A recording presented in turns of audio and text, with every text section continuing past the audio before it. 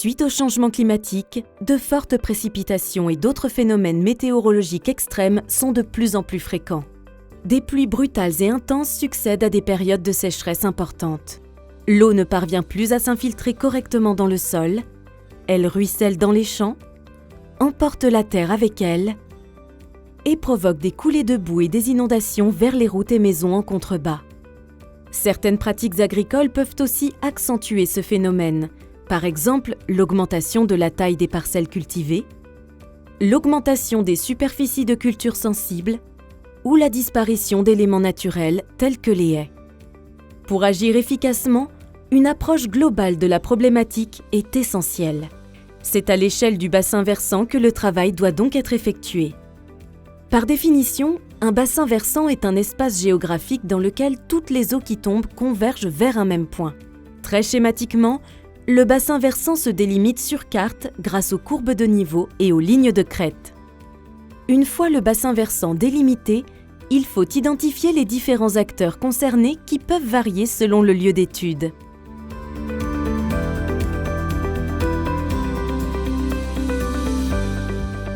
Le bassin versant étudié se situe dans la commune de Tournai, entre le village de Saint-Maur et le Rieu de Barge. La propriété de Monsieur Desclés a été touchée à plusieurs reprises par les eaux boueuses qui dévalent vers sa propriété lors des fortes pluies. En 2016, où nous avons eu 80 cm de boue dans l'intérieur de la maison. Et ça a engendré un sinistre total de tout le rez-de-chaussée de la maison et de l'extérieur également. Suite à ce gros sinistre, nous avons contacté la cellule environnement de la commune de Tournai. La commune a fait appel à la cellule GISER du service public de Wallonie qui est spécialisée pour cette problématique. La cellule GISER a donc établi un diagnostic et proposé des aménagements sur base des cartes des axes de ruissellement et sur base de visites de terrain. Ces aménagements concernaient des parcelles agricoles, des parcelles publiques et des habitations. La cellule GISER a présenté son rapport à la commune, qui est alors devenue le chef d'orchestre pour la mise en place de ces solutions. Au niveau de la commune de Tournai, il y a ce bassin versant et ce point de ruissellement qui est mis en avant ici, mais on a beaucoup de points noirs de ce type sur l'ensemble de la commune. Et donc, d'une part, on n'a pas les compétences spécifiques et d'autre part, la charge de travail est trop importante et donc on ne sait pas gérer ça tout seul. Alors, les structures qui aident la commune pour gérer cette problématique, c'est bien entendu la cellule GISER et puis le parc naturel des plaines de l'Escaut.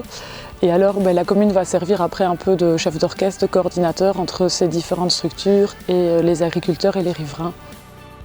La négociation a été menée avec les agriculteurs et l'habitant impacté. En tête de bassin versant, le choix s'est porté sur la création de bandes enherbées, l'implantation de couvertures hivernales de sol et sur l'installation d'une fascine sur l'emprise communale. Ces aménagements ont pour but de protéger le sol, de ralentir l'eau et de favoriser son infiltration. Des chenaux enherbés ont également été implantés pour conduire l'eau vers l'aval de manière plus diffuse.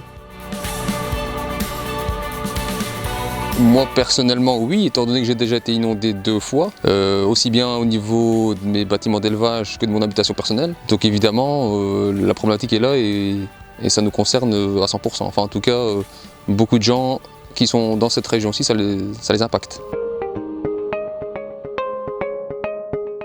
Pour justement éviter des problèmes d'érosion, on ensemence justement beaucoup de couvertures de sol. On essaye justement de réduire l'impact au sol en travaillant dans des bonnes conditions. Donc on fait tout pour que ça se passe justement bien et éviter du lessivage et de l'érosion.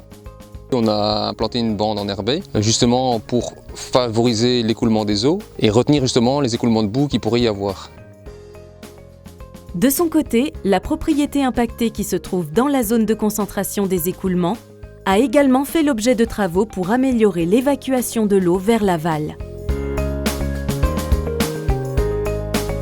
À court terme, nous avons voulu voir ce qu'on pouvait faire pour se protéger des inondations et notamment nous avons mis en place un fossé qui était beaucoup plus gros. Nous avons mis un bâtard d'eau pour protéger une fenêtre qui était en contact direct avec les champs et nous avons également une noue dans le bois pour conduire les eaux excédentaires en cas de grosses inondations vers une mare. Au niveau des interventions sur les terrains privés et habitations, le contrat de rivière Escolis propose gratuitement un diagnostic de vulnérabilité et un rapport de recommandation pour aider les riverains à se protéger chez eux. Pour conclure, la lutte contre les coulées de boue et les inondations nécessite l'engagement de tous les acteurs du bassin versant, que ce soit la commune, les agriculteurs et les habitants. C'est la commune qui est le chef d'orchestre pour les négociations, mais elle peut se faire aider par différentes structures actives sur son territoire. La cellule GISER pour le diagnostic, les propositions d'aménagement et la concertation. Le parc naturel pour la négociation avec les agriculteurs et le suivi de terrain. Natagriwal pour conseiller les mesures agri-environnementales aux agriculteurs. Le contrat de rivière pour aider les riverains à se protéger. Mais selon l'endroit, d'autres acteurs peuvent aussi intervenir pour mettre en place des solutions. Citons les bureaux d'études des intercommunales ou des provinces qui interviennent notamment pour dimensionner les ouvrages de génie civil et la direction de l'aménagement foncier rural du service public de Wallonie qui peut, entre autres, subsidier certains travaux. Il faut cependant garder à l'esprit que la nature restera toujours la plus forte et que le risque zéro n'existe pas en matière de coulée de boue et d'inondation.